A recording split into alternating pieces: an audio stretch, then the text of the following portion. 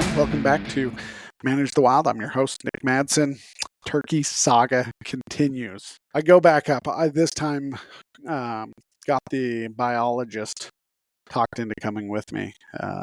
We're up on campus. There's a lot of people, a lot of cell phones, and he agreed to come with me. We were recently given or we purchased a small net gun. The net gun is actually about the size of this cup. You hold it, it looks like a flashlight, and then at the end, and it's got a CO2 canister. We've never used it. They fired it a couple of times, but we weren't too familiar with it. We're getting the hang of it. But this whole wildlife, we're professionals. Sometimes we just wing it. This situation, we were winging it. We got the turkey exactly where we wanted. It was pinned up against a building. I went around the backside. The biologist started pushing the turkey. I don't know if the turkey heard me when I went around the backside of the building or if it just had this sixth sense, but it would not. And I felt uncomfortable with the net gun in a parking terrace, especially because there's a lot of people. The challenge you have with a net gun is when it fires a net, it's got 4 bolts, and the bolts shoot out in different directions, but the bolts are made of steel. And so what you don't want to do is fire this net with people or things that, because that's a dangerous situation, but then also things that are potentially breakable. So if you fire it out and the bolts go different directions, you could shove the bolt right through the side of a car. You could blow out the windows as it spreads this net open. And so it's not like they look easy, but oftentimes when you see net guns being used, they're being used from helicopters and they're in wide open areas. So we got it in the parking terrace. It made its way out of the parking terrace, and me and the biologist got ourselves positioned pretty good. As it was coming around, I hid behind a pillar in the parking terrace, and I waited. And we don't necessarily know the distance that the target or the item or the bird or whatever you are, we don't necessarily know the distance it should be. So I've done a net gun in the past where, because turkeys are fast, where I was in the back of the truck, my boss was driving, I leaned out with the net gun, fired. I was 10 to 12 yards away. The net opened up and the turkey just flew off. Never even got close. So in the back of my mind, I'm thinking I need to be really close. So I reach out as this bird comes around and boom, I hit it with the net gun. The net gun starts to open up, but at 2.5 yards, that's not enough to really open it up.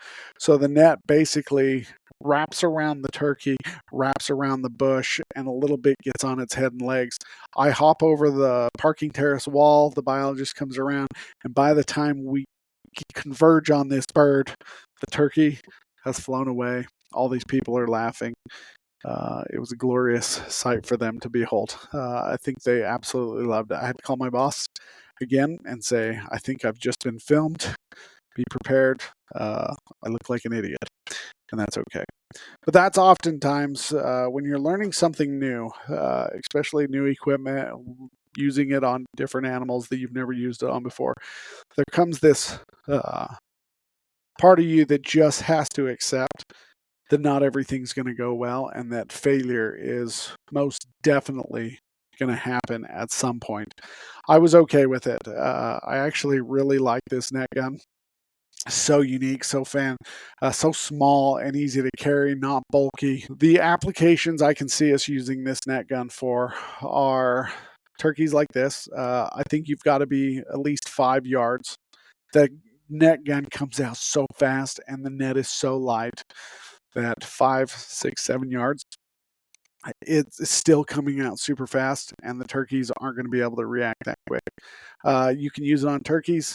A lot of the times we get called for geese or seagulls at parks that have fishing line or something wrapped around them, and it's very difficult for us to come in and sneak up on a goose that is tangled full of fishing line or has a hook in its beak or whatever it is. Oftentimes those situations are some of the most difficult.